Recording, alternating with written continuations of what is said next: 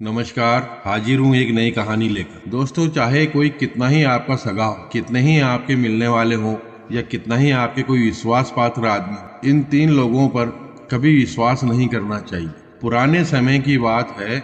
भारत के एक राज्य में एक सुंदर नगर था। नगर में एक प्रकाश नाम का व्यक्ति रहता। प्रकाश कोई काम धंधा या कोई भी नौकरी वगैरह कोई कार्य नहीं करता था। वह सिर्फ चोरी करता था। अपने परिवार का भरण पोषण वह सिर्फ चोरी करके ही चलाता था और चोरी के अलावा कोई अन्य काम नहीं करता। रोजाना कहीं न कहीं छोटी मोटी चोरियां किया करता था। एक दिन वह चोरी करने के लिए कहीं जा रहा था तो रास्ते में एक महात्मा जी प्रवचन दे रहे थे। तो 1 मिनट रुक के उसने सुना। महात्मा जी बता रहे थे कि चोरी नहीं करना चाहिए, चोरी करना पाप है, चोरी करना महापाप है। वह इतना ही कुछ सुना और आगे चल दिया। वापसी में जब वो चोरी करके वापस लौट रहा था तो वह महात्मा जी अकेले बैठे हुए थे। उनको अकेला देखकर प्रकाश उनके पास चला जाता है। उनके पास जाके हाथ जोड़ के उनसे पूछता है कि महात्मा जी एक सवाल पूछो। हाँ पूछो बेटा।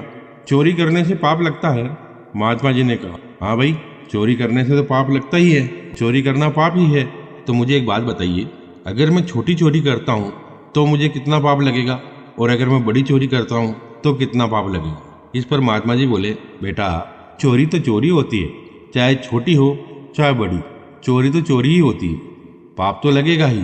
इतना सुनकर प्रकाश अपने घर आ जाता है। घर आने पर विचार करता है कि जब मैं छोटी छोटी चोरी करता हूँ उसमें भी पाप लगना है। अगर मैं पकड़ा जाता हूँ चोरी करते हुए, अगर मैं पकड़ा जाता हूँ तो राजा के यहाँ पे चोरी का दंड मृत्यु है, और अगर मैं बड़ी चोरी करता हूँ तब भी मुझे वही दंड मिलना है। तो क्यों ना मैं एक बार बड़ी चोरी करूँ, ताकि आराम से शान से रह सकूँ और बच्चों को भी अच्छा जीवन दे सकूँ। मन में ये विचार करके दूसरे दिन वह बड़ी चोरी के हिसाब से नगर सेठ के घर पे, जमींदारों के घर के बाहर से निकलता निकलता उसके दिमाग में आया, इन बड़े सेठों के घर पे चोरी करने से अच्छा है राजा के खजाने को ही चोरी कर लेते हैं, वहाँ एकदम से बहुत बड़ा धन मिल सकता है जो मैं उठा के ला सकता। यह विचार करके वह राजमहल की ओर चल दिया। राजमहल पर पहुंचकर छुपते छुपाते जहाँ राजा का धन रखा होता है, उस कोषागार में जहाँ धन रखा होता है, उस कमरे के बाहर पहुंच गए। वहां जाकर उसने देखा कि बहुत से सैनिक पहरा दे रहे थे। तो वह पहले तो घबरा गया। इतने सारे सैनिक देख के वो डर गया कि यहाँ तो अंदर जाना बहुत मुश्किल है, यहाँ का पहरा तो बहुत सख्त है, यहाँ तो पकड़ा ही जाना है। फिर विचार किया कि क्यों न मैं राजा के कक्ष में जाकर राजा के कपड़े चुरा लूं, और राजा के कपड़े पहनकर मैं जल्दी जल्दी इस कक्ष में घुस जाऊंगा, मुझे कोई रोकेगा भी नहीं।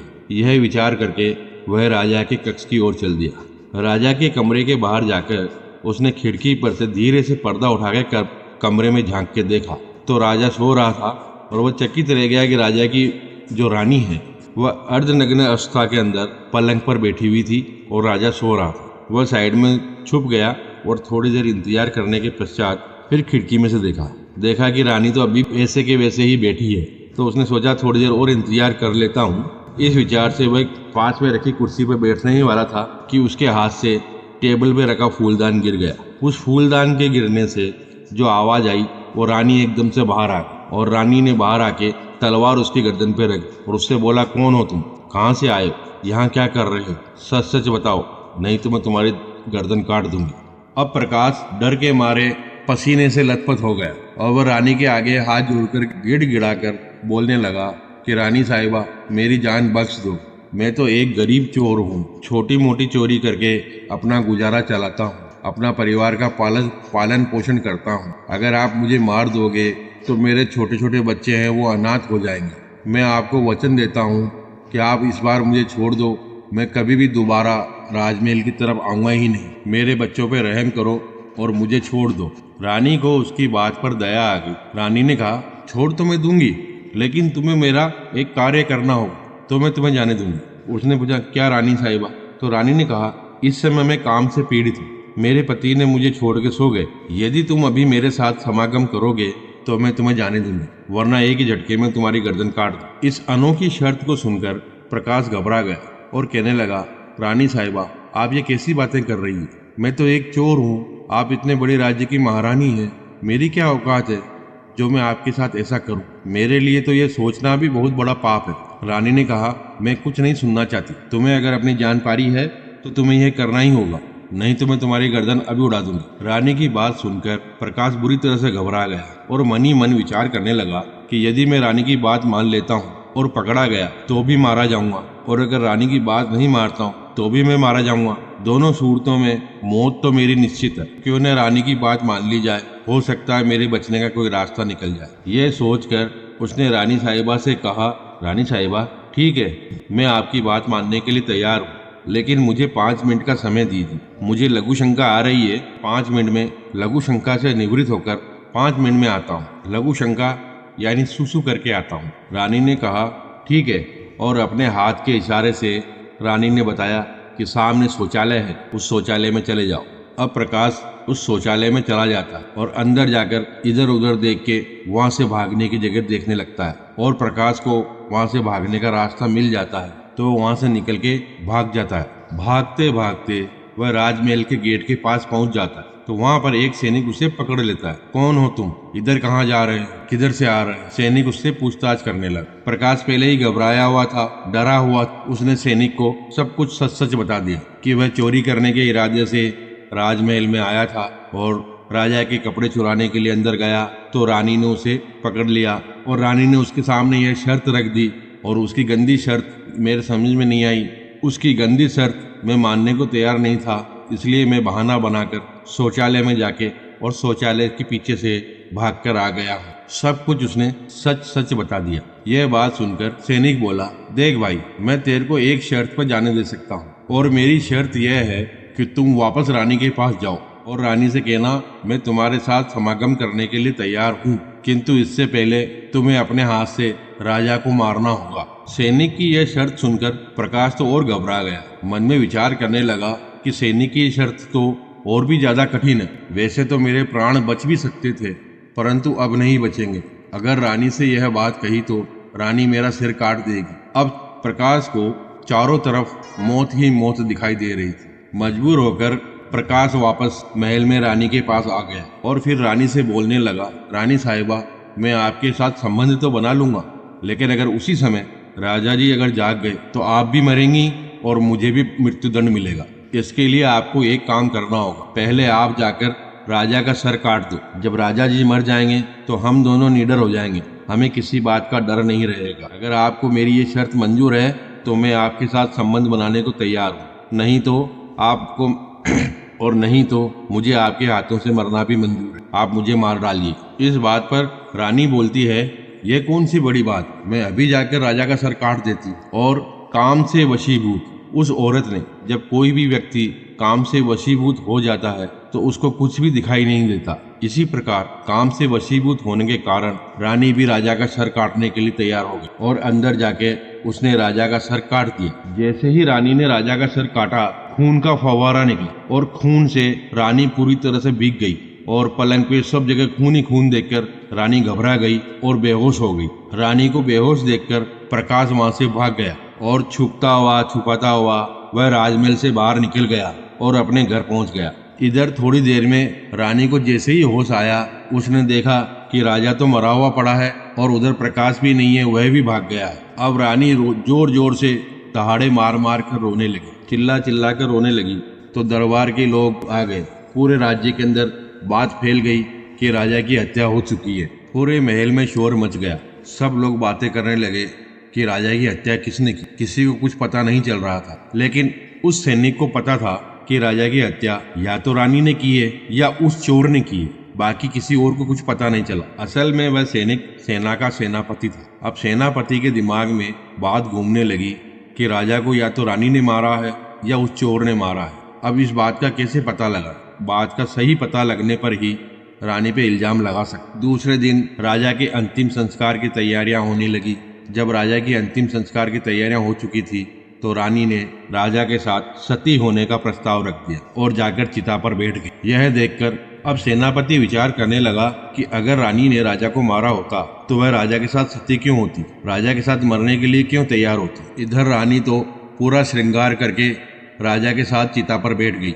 अब सेनापति रानी साहिबा के पास जाके धीरे से कान में बोला, रानी साहिबा, आप तो सती हो जाएंगी, लेकिन मुझे इतना तो बता दीजिए कि राजा को आपने मारा या उस चोर ने मारा। यह सुनकर रानी चौंक गई और वह समझ गई कि सेनापति को सब कुछ पता चल गया है। इस पर रानी ने कहा कि राजा को ना तो मैंने मारा है और ना ही उस चोर ने मारा है। राजा को किसने मारा है यह आपको जानना है।